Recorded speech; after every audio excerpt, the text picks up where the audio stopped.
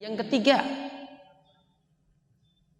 aktivitas wanita di luar rumah hendaklah dia berada di habitat para wanita juga.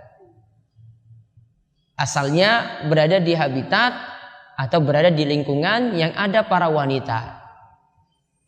Tidak campur baur.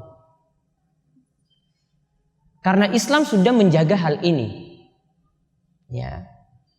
Islam itu menjaga hal ini biar tidak terjadi perilaku seks yang bukan-bukan. Maka contoh sederhana, ibu-ibu coba dalam sholat,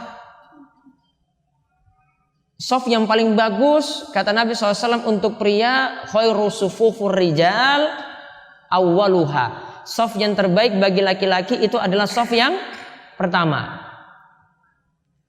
Wa syarruha akhiruha. Yang paling jelek bagi laki-laki itu shaf yang paling belakang. Namun coba lihat ketika Nabi SAW katakan untuk wanita, Nabi balik, wa khairu sufufun nisa akhiruha. Shaf yang paling baik untuk ibu-ibu itu adalah yang paling belakang. Wa khairu sufuf wa syarru sufufin nisa awwaluha. Shaf wanita yang paling jelek itu yang paling depan. Kenapa laki-laki dikatakan yang paling bagus yang paling depan, kemudian yang paling jelek itu yang paling belakang, sebaliknya wanita itu yang paling bagus yang paling belakang? Karena di sini tujuannya untuk menjauhkan laki-laki dan perempuan. Maka laki-laki dibuat jauh daripada perempuan. Tujuannya biar tidak banyak bersinggungan. Karena kalau dia di belakang dengar suara batuk ibu-ibu saja, ini perasaannya sudah lain loh.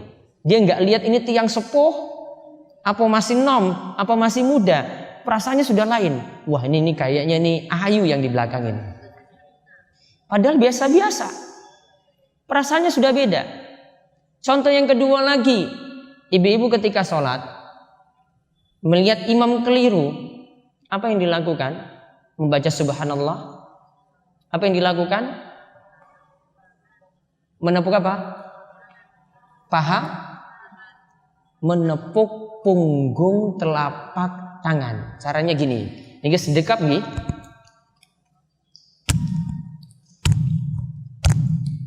Gak boleh gini. Ini supporter bola. Gini loh. Bagian dalam nepuk bagian punggung. Kalau rame ini kedengaran, imam dengar. Apalagi kalau ada jamaah laki-laki, mengucapkan lagi subhanallah. Misalnya imam ini harusnya rakaat ketiga salam sholat maghrib, tahiyat akhir. Namun imam berdiri ke rakaat 4, maka tegurnya seperti itu. Kenapa laki-laki diperintahkan subhanallah, ibu-ibu diperintahkan tepuk tangan seperti ini? Karena suara ibu-ibu itu butuh dijaga. Mahal loh suaranya ibu-ibu. Suara ibu-ibu itu butuh dijaga. Beda dengan laki-laki. Laki-laki bebas keluarkan. Namun tidak masalah kalau ibu-ibu lakukan sholat berjamaah nggih. Nanti bapak-bapak juga lakukan sholat berjamaah untuk mengucapkan ketika mengucapkan amin. Karena ini masalahnya serempak. Ya. Laki-laki mengucapkan amin, ibu-ibu juga boleh mengeraskan. Kenapa? Suaranya tidak masalah. Karena ini rame. Terus ini juga nanti ketutup juga dengan suara laki-laki saat itu. Maka tidak masalah ketika ibu-ibu itu sholat berjamaah saat imam membaca ghairil maghdubi alaihim, kemudian serempak mengucapkan amin. Boleh jamaah laki-laki mengucapkan amin seperti itu. Ibu-ibu juga boleh mengeraskan suaranya. Ini pendapat yang para ulama itu sebutkan. Jadi tidak lirik karena saling nabrak suaranya tadi. Itu dalam masalah suara dijaga seperti itu loh ibu-ibu. Contoh lagi yang ketiga, saya masih contohkan dalam masalah sholat. Ini belum masalah yang lain lagi nih. Contoh masalah sholat lagi. Ini menurut mazhab Syafi'i, ibu-ibu ketika rukuk maupun sujud, terutama ketika sujud, dibuat tangannya tidak terbuka. Kenapa? Karena aurat wanita butuh untuk dijaga. Kalau laki-laki diperintahkan seperti ini ketika sujud, tangannya dibuka. Tangannya dibuka seperti ini. Alasannya Nabi SAW secara perbuatan beliau melakukan seperti itu. Namun para ulama Syafi'i katakan kalau para wanita tidak. Para wanita dia hendaklah merapatkan tangannya itu biar tidak kelihatan auratnya yang rapat. Karena kalau ini dibuat terbuka, maka akan terlihatlah aurat-auratnya yang nanti akan terlihat bentuk rukuk tubuhnya ketika itu. Ini contoh lagi tujuan Islam supaya tidak terjadi sesuatu yang tidak diinginkan ketika sholat wanita itu dilakukan. Contoh lagi misalnya bersolat. Setelah sholat berjamaah. Asalnya Nabi SAW ketika selesai sholat seperti ini. Beliau ketika selesai sholat, Assalamualaikum warahmatullahi ke kanan, Assalamualaikum warahmatullahi ke kiri. Lalu Nabi SAW membaca Astagfirullah. Nabi tidak lanjutkan dengan wa atubu ilaih. Kenapa? Disebutkan oleh seorang yang meriwayatkan hadis ini, yaitu Imam Al-Auza'i. Beliau ketika ditanyakan gimana Nabi SAW membaca Astagfirullah, beliau cuma mengucapkan Astagfirullah. Astagfirullah, astagfirullah 3 kali. Lalu beliau mengucapkan Allahumma antas salam wa minkas salam tabarakta ya dzal jalali wal ikram. Kemudian Nabi SAW aslinya menghadap kiblat, beliau mutar menghadap ke jamaah. Sedangkan para wanita ketika itu nanti diperbolehkan keluar terlebih dahulu. Wanita ketika itu diperbolehkan keluar lebih dahulu. Maka ibu-ibu langsung boleh keluar. Aisyah yang meriwayatkan hadis ini itu menyatakan, kenapa sampai para wanita, ibu-ibu diperintahkan keluar lebih dahulu? Dan waktu itu diceritakan dalam riwayat ini ketika sholat subuh. Wanita-wanita keluar itu tidak kelihatan, saking gelapnya. Berarti keluarnya itu masih gelap. Ditambah lagi para wanita ketika itu memakai pakaian yang gelap. Ya, keluarnya keadaan masih gelap, ditambah lagi ketika itu para wanita rata-rata memakai pakaian gelap. Maka saat itu keluar. Aisyah menyebutkan tujuannya perempuan keluar lebih dahulu biar tidak berpapasan dengan laki-laki. Aisyah katakan perempuan itu keluar lebih dahulu. Tujuannya apa? Biar tidak berpapasan dengan laki-laki. Maka langsung ketika itu keluar. Laki-laki nanti keluar setelah perempuan itu keluar dari masjid. Tujuannya sampai seperti ini loh. Tidak ketemu berarti. Padahal sama-sama sholat di masjid. Tidak ketemu antara laki-laki dan perempuan tadi. Kemudian Nabi SAW tadi balik ke jamaah. Tujuannya apa Nabi SAW balik ke jamaah? Di antaranya tujuan beliau untuk absen. Kenapa Nabi SAW balik untuk absen? Karena nanti beliau lihat, ini para sahabat ini rajin-rajin ke masjid. Mungkin ada 1-2 yang tidak berangkat.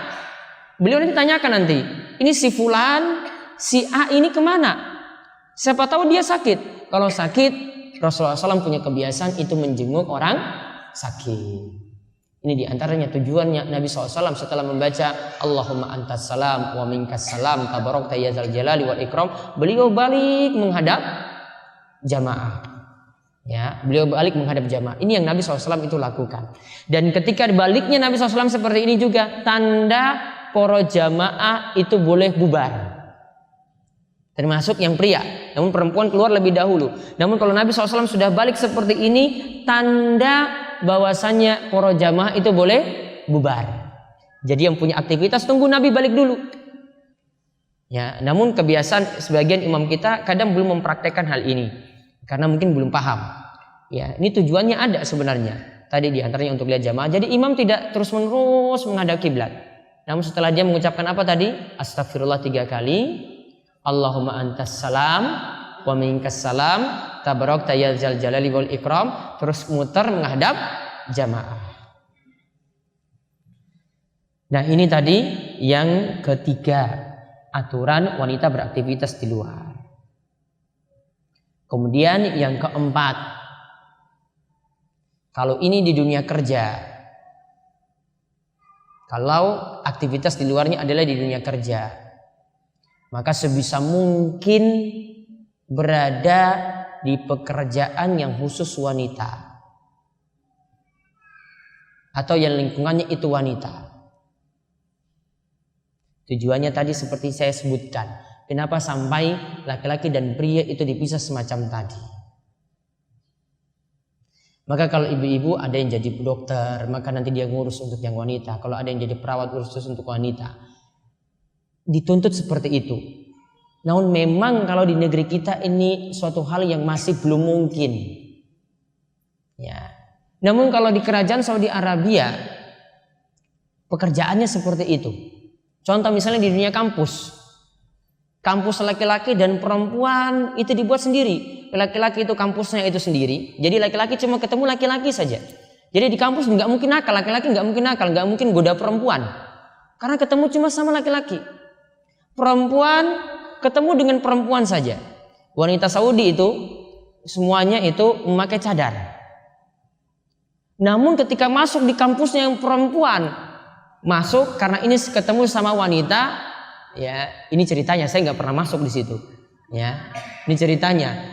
Dibukalah tadi cadarnya, dibukanya juga jilbabnya, akhirnya sang wanita itu kepalanya itu tetap kelihatan memakai rambut tadi. Ini sama wanita dibuat seperti itu. Juga rumah sakit dibuat seperti tadi, sampai dijaga benar-benar antara laki-laki dan perempuan, kecuali kalau tidak bisa dilakukan. Contoh misalnya istri melakukan umroh, mengatur jamaah laki-laki dan perempuan itu sangat sulit sekali, ya kan? Tawaf nggak mungkin dipisah antara laki-laki dan perempuan, sulit.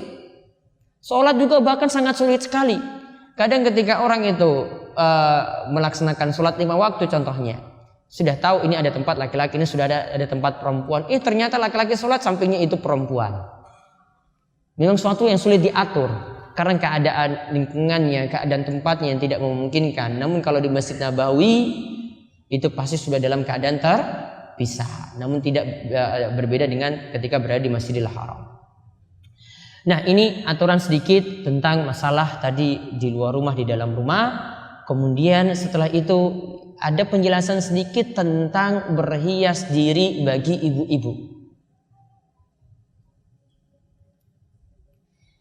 Intinya bagi wanita tetap masih dibolehkan berhias diri. Tetap masih dibolehkan berhias diri.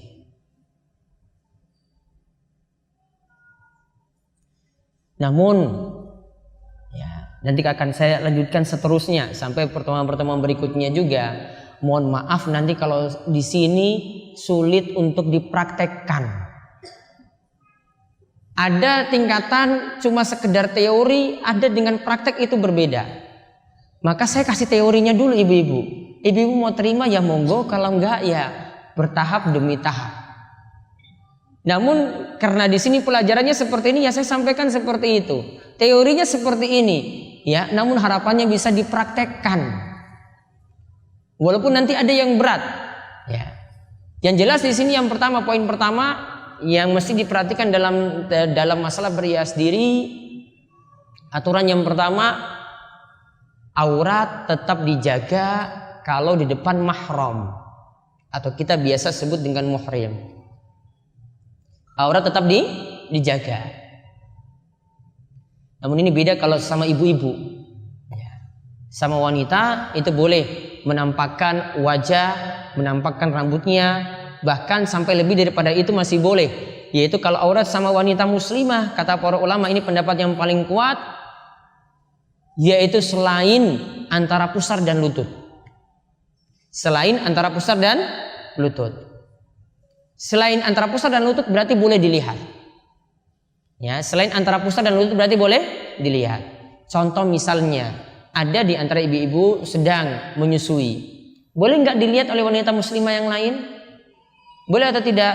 Kalau dari pendapat ini masih boleh. Ya, kalau dari pendapat ini masih dibolehkan. sesama wanita. Kalau dengan wanita non muslim ini beda pendapat di antara para ulama. Namun sebagian katakan sama seperti aurat pada wanita muslimah. Namun kalau untuk wanita non muslim lebih baik untuk jaga diri. Kalau sesama mahram bagaimana? Kita dengan bapak kita, wanita dengan bapaknya.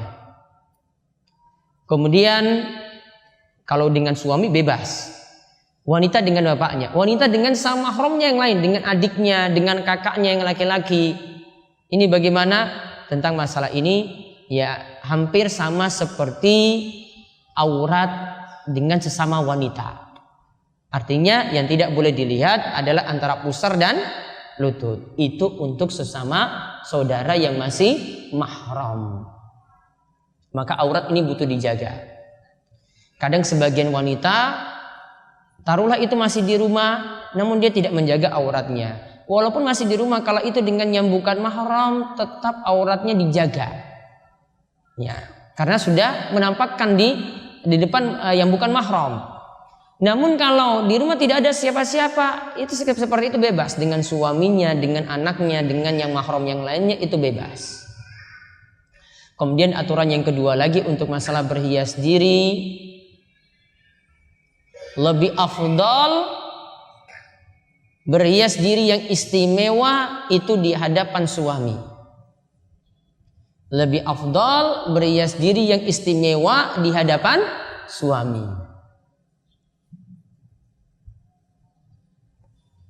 Lebih afdal berhias diri yang istimewa itu di hadapan suami. Kok apa-apa ke suami terus? Ya iya. Ngapain ada akad nikah? Ibu-ibu paham akad nikah itu terjadi bagaimana? Akad nikah itu kalau sudah terjadi, maka sudah berpindah perwalian yang sebelumnya yang tanggung jawab itu adalah bapak kita, itu berpindah kepada suami. Yang bertanggung jawab itu adalah orang tua, ini berpindah semuanya pada suami. Nafkah yang tanggung juga suami, tanggung jawab juga semuanya itu adalah suami. Maka tentu saja kalau diperintahkan untuk taat pada suami seperti tadi, termasuk berhias diri di hadapan suami, tentu ini jadi suatu keharusan bagi wanita. Ketika sudah terjadi akad itu seperti itu.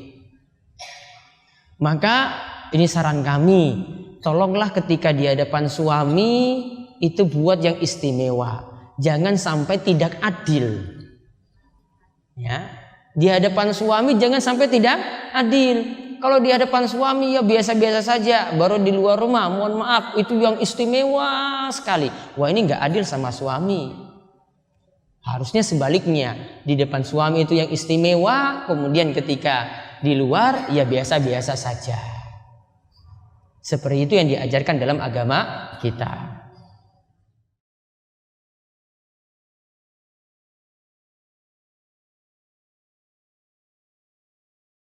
Nah itulah video-video Darussolihin TV. Dukung Darussolihin dan jangan lupa subscribe videonya biar mendapatkan ingatan terus setiap hari.